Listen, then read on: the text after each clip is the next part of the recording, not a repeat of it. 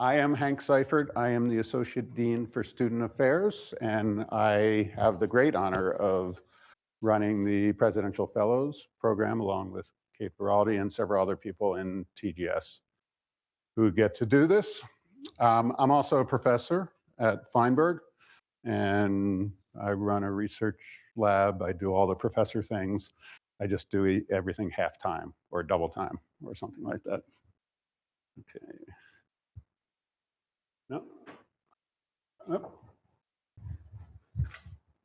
I'll work this out. No, I'll do it. I'll stand here. Okay. I'll take questions along the way. It's a small enough group. I think that will work. If you're online and you have a question, please email Bianca West. Her email address is on below, and she will transmit those questions to me at the end of the presentation. And if they haven't been answered, I'll try to answer them. And then we'll go along. So you probably already know this, but I always figure it's good. So Society of Fellows is the highly competitive award, most prestigious fellowship we have at the university, right? And people say it's the best graduate students university. That is not correct, because we have a lot of really, really good graduate students. And the concept of best, as far as graduate student goes, I don't think really works. So what it is a collection of students who really have exemplified what we think are the best qualities of our graduate student population. They participate in something called the Society of Fellows. I'll give you a little more detail on that, and then you'll hear even more about that from a couple fellows. And this is not a funding mechanism. This is actually a fellowship. This is designed to bring people together from different fields to create something more. It does have funding, and that's good, right?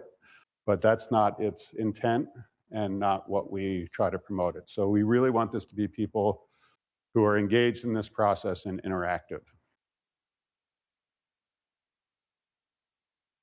So the society are the students in the fellowship. So that's past and present winners of this, shouldn't say winners, of this competition. There are also faculty members and administrators who are invited to participate in some things. This includes the people who serve on the selection committee. It's a lot of work actually to go through this process. And then advisors of fellows and then directors of graduate study are also invited to participate. And they don't participate in every aspect of the fellowship. So this past year, the year before this, we actually had 8 presidential fellows. They represent a variety of fields, and that's generally how it works out. This is larger cadre than we normally do because there were 2 funded fellows who already had funding and didn't need the funding, so we were able to open up 2 slots. The year before, we had our normal 6 fellows, also representing a variety of disciplines, and 2 of these will be here. Kelly is there, and Emma just walked in the back over there. And at the end of this, they will give you, I don't know what they're going to do. They're going to tell you something about what it's like to be a member of the Society of Fellows. So what's the funding? What's the money part? It's 24 months of funding once the fellowship starts, which is fall of the next year. What was that? They can start in summer. Kate needs to correct me on details whenever I have them wrong. So they can start in summer if that's important for the funding. So it's normal stipend and tuition at the normal rate. There's also $1,000 research funds that can be spent on anything that's dedicated to your research. And there's also $1,000 of travel funds available to each fellow each year of the fellowship. That's nice. You can attend whatever conference you want based on those. And if there's stuff that could help your research, that would do it. And yeah, as I said, there are honorary fellows. These are the ones who have funding from other sources, can be given an honorary fellowship and participate in the Society of Fellows, but don't get any of the financial awards. So what is the application selection process? Well, there is no application process. Programs or departments nominate who they think would be their most effective fellows. The larger programs, ones that are over like 80 students, 90 students, I forget where the cutoff is, can nominate 2 fellows. Smaller programs nominate 1. Each department program does this on their own. We have no input into this, nor would we wish to. Students must be within their first 5 years of study to be nominated.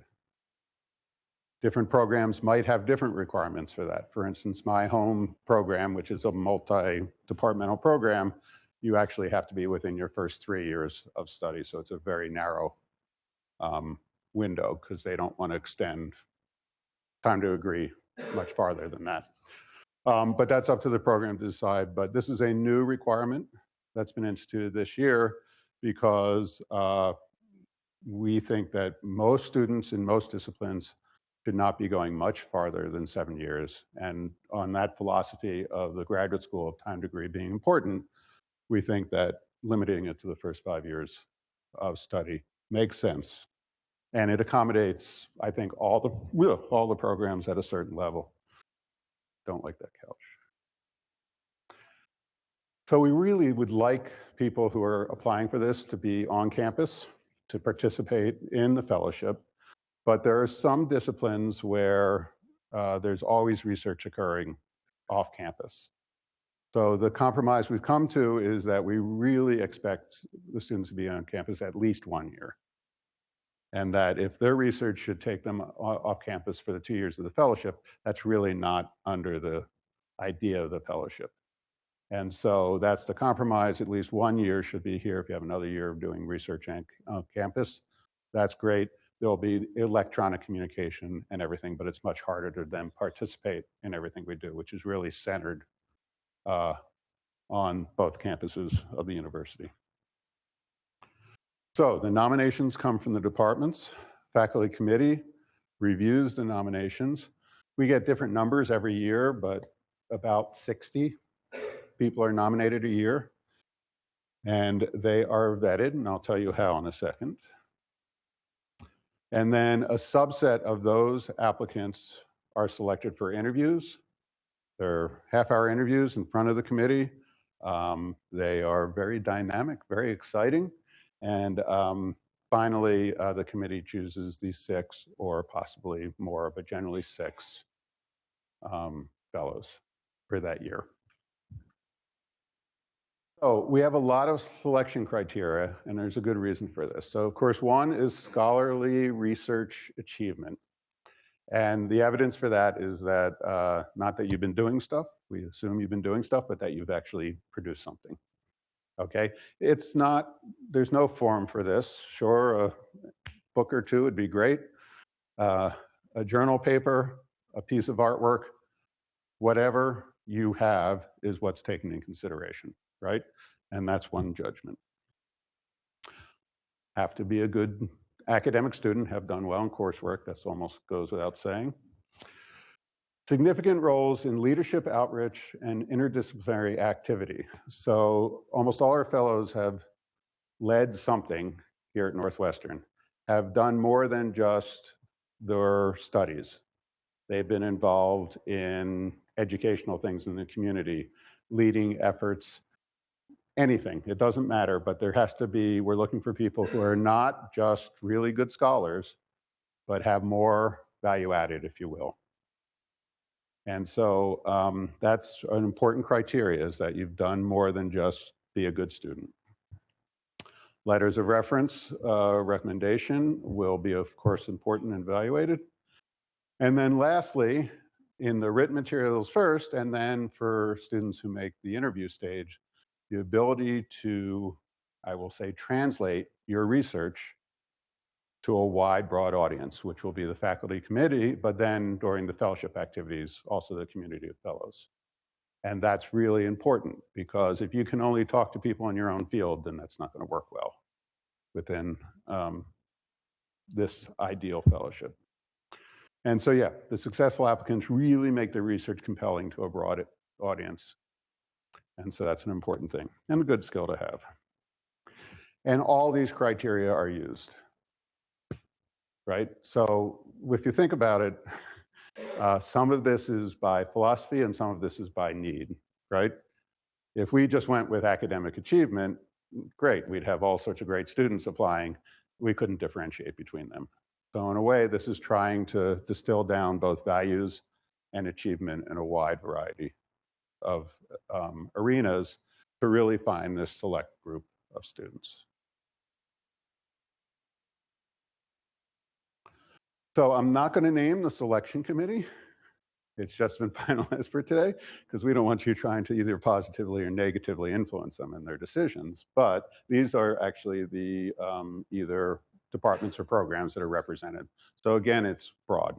And we try to make it so that there's somebody on the committee who can understand what everybody is doing. And many of these people have interdisciplinary research interests, and that goes.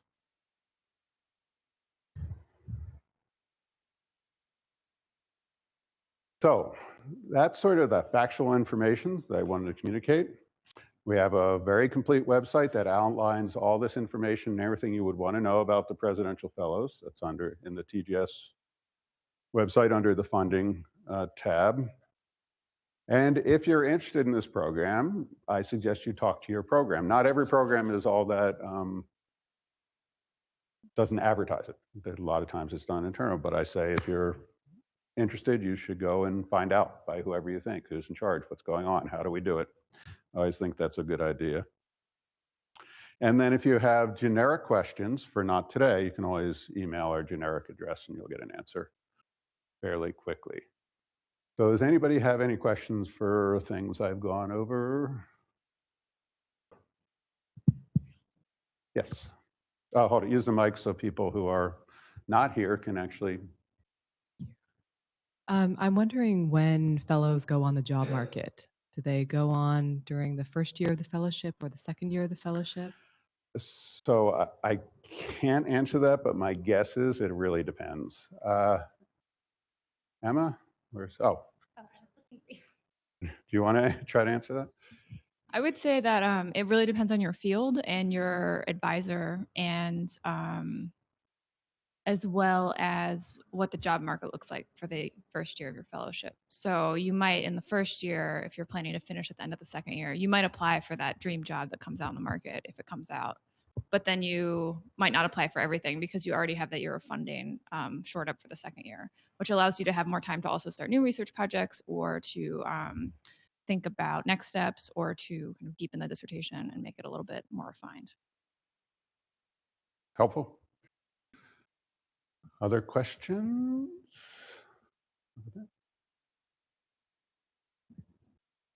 Do the departments rotate in terms of who is selected as a fellow? Like, are the same students from the same department selected back to back, or does it kind of rotate, or is there not a rhyme or reason? There are no rules. That was when I started this a year ago, the learning curve. That was one of my first questions, but no, it's decided we really want this to be an open competition. We have, during the process, we look who are present fellows, and if it comes down to, oh, here's a decision between two fellows, we'd use that as a influencing factor, but there's no attempt to spread them out in any particular way, but we are very aware that we want all sorts of areas of the university represented. If you look historically, that's worked out, but over short periods of time, it's a little harder to do that. Bianca? Yes, I have an email question from Lindsay Davis.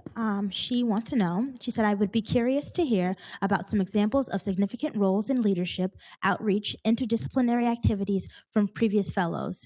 Do these activities need to take place at Northwestern, or could it be with a local nonprofit? So well, you want to try that one, Kelly? Or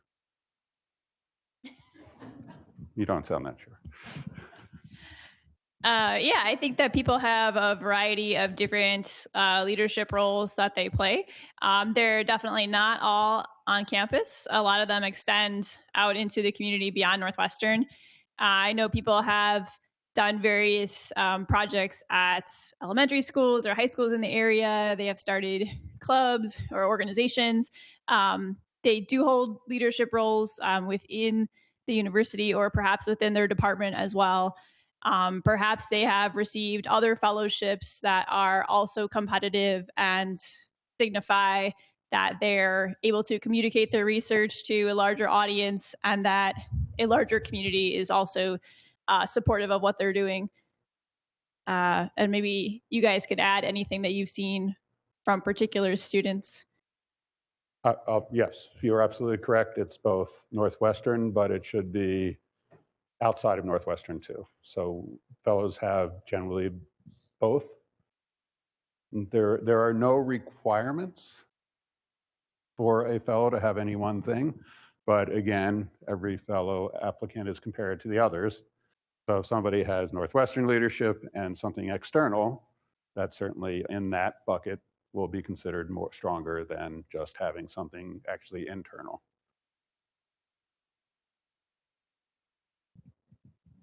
Kelly.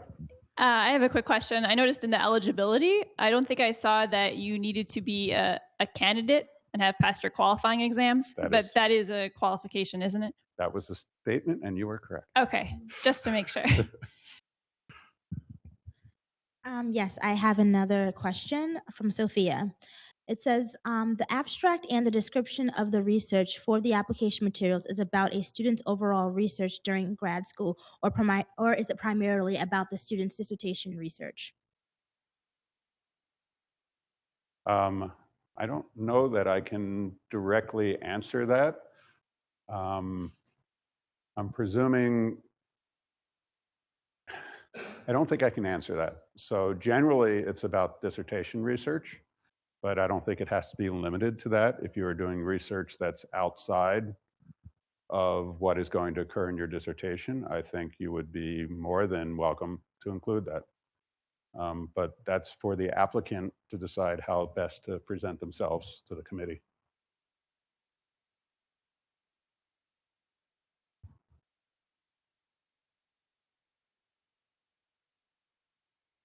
I was just curious. I saw the list of departments from the committee that goes through the applications. If your department is represented, do you know how that works in terms of whether that person will be weighing in for you or not, or how does that process work? We would ask the person to identify conflict of interest and then recuse themselves if there was a conflict, either positive or negative, with the student.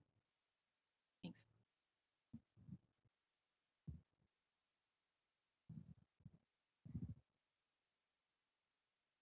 Kelly, Emma, you want to say some things? Yeah.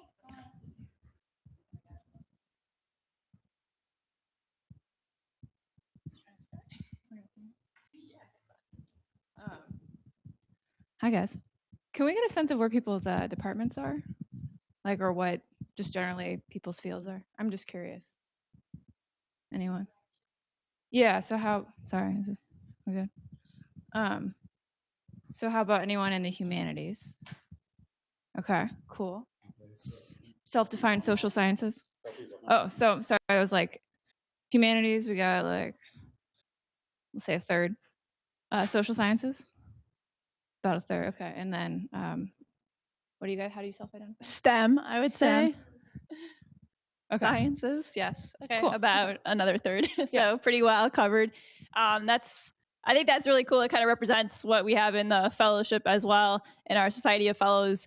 I know they strive, as Hank was saying, to have a variety of departments represented and a variety of interests. And in my opinion, that really makes the fellowship very rich. One of my favorite things about it is getting to know other students in other programs and really learn about their research. It's just fascinating, especially for me. I'm actually in the plant biology and conservation program. I study on the unknown campus of the Chicago Botanic Garden in Glencoe. So if it were not for the fellowship, I would probably be up at the Botanic Garden, sequestered in my lab all the time, not meeting anyone. and thinking that plant scientists were the only folks around. But that's not the case with the fellowship. I get to meet such fascinating fellows and learn about their work. And I think for me, that's one of the richest parts about being in the Society of Fellows is really to get a little glimpse into what's going on in the other fields of research at Northwestern University, and also to really get to know some of the other fellows, and they're really fascinating people. Yes. So I thought I had a couple of things that I noted that I thought we could talk about. I really feel like I'm on a game show. All right, so I'm Emma Chubb. I'm in the art history department and Middle East North Africa studies, just to frame myself. And we're both in our second year, so we were inducted at the same time. And I thought the kind of term I came up with to talk about the fellowship beyond the application process was about like growing an intellectual community on campus. So I thought we could talk about, if you're game, the different components. So that would be the retreats, since we now have two, the lunches, the speaker series, and then the dinners. Since those seem to be components that aren't necessarily that well explicated on the website, I think, because it's more about the application process. But I think we could take questions about that as well. Sure. And Kelly's been really involved in organizing our winter writing retreat that we did for the first time last year, which was a way to all get together and to have like a time to work and then workshop ideas with each other. And that's where the interdisciplinary kind of part of the community gets built, and learning not just about each other's research, but how we ask questions in different ways, how we're mentored in different ways, has been really interesting to me, coming from the humanities, and it's very different sometimes in the sciences. And so learning how to talk across those divides that, are kind of spatialized here at Northwestern, where the north-south kind of divide of campus too. So really kind of coming together through that. Yeah, so as Emma said, we kind of have some main events that are part of the fellowship, and the events where we really get to know each other and really get to come together as this collaborative community of fellows are during retreats. So we have one in the summer where we all get to know each other. We all give a presentation about what we're doing, and so it has to be a presentation that people in any department can understand, and people ask questions, and it's very interesting. Usually the question period long surpasses the allotted time for questions, because people are just really interested in what everyone's doing. So that's kind of a time we get usually a house somewhere just around the lakeshore in southern Michigan, and we hang out. We have food together, we cook together, we eat together, we have bonfire, we have these presentations, and it's just a nice time to get to know one another. And then recently we've also started a winter writing retreat in addition to that, so that's about 6 months later, halfway through the year. It's really nice to get together again. We don't do presentations on our research because we've already discussed that, but we have a time where we can work individually and then have questions for each other and really collaborate. And that's just a different type of opportunity to get to know one another. But it's also over a weekend. Again, we cook together, eat together, and really get to know one another, and discuss things like grant applications, postdoc applications, upcoming conferences, or whatever's going on in a person's field at that time. Okay. So then I guess the other component are the regular lunches. And so every month, we've actually moved it to being dinners because of the kind of different people living in different parts of the city. But that's just of the fellows who can get together. We find there's two fellows that are the social chairs or organizers, and they pick a restaurant. Usually we kind of alternate between around Evanston and around downtown, depending on, people's commutes and things. And that's just a time to kind of informally get together and kind of build on the sort of foundations of the two retreats. Because last year we did the winter retreat was in January and the summer retreat was in June. So we have this kind of every 6 month overnight trip, I guess. And then the other big part is once a quarter there's a dinner, and that also alternates between Evanston and Chicago. And that's when two fellows, generally from different fields, present their work to a wide audience. That is the other fellows, members from the community, so like their chair, the department chair or their dissertation chair, and then the sort of larger Northwestern TGS, deans, provost, like that. I think sort of whomever is free to come, since everyone's juggling busy schedules. And that's a time to share your work with a wider audience and to get some practice really thinking about how to present a part of your dissertation that's very focused within this larger kind of audience, and engage with them across fields. Yeah, so one thing that's different about the quarterly dinners as opposed to the other events, the lunches and the retreats, is that in the quarterly dinners, that's the entire Society of Fellows with the student fellows and the faculty members as well. Whereas all the other events are usually, I think always just the student fellows, just the graduate students. Yeah. So so it is nice to have a balance of time when it's just the graduate students forming a smaller community, and then we do have these nice events where we get to talk to other people in the larger Society of Fellows. And one thing that I know we're going to be doing this year as well is after you do your presentation at one of these dinners, you get to have lunch with the deans, and it's very nice to be able to talk with people that you probably wouldn't get to sit down and have lunch with normally if you weren't to follow. So it's kind of a nice opportunity too. And then the last thing we do, which we're planning for either this spring or next fall, depending on timing, is a speaker event.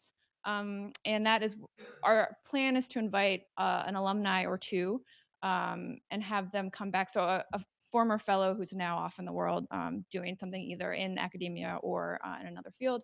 And part of that is about sort of trying to build this as a fellowship that then continues beyond graduation. And so that it's really kind of this larger intellectual community of scholars and researchers kind of all over the world. Or, I think they're pretty spread out. So that's the other kind of major component, I think, of the fellowship. And we're happy to, do you have anything you want to add?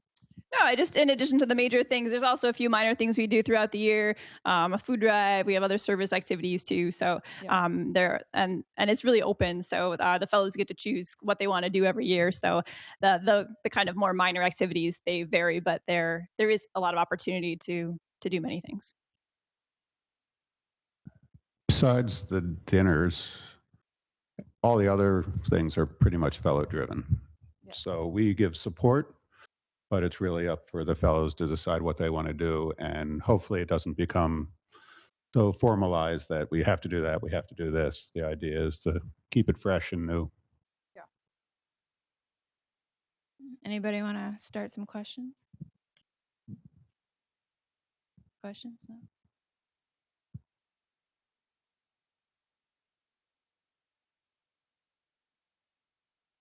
All right. Well, we're available for questions if you guys want to email. I think Emma would probably be open to it as well. But if you want to email either one of us with questions that you have, please feel free to do so. We'd be happy to answer them. And interrupting your day, and hope to see you all around somewhere else.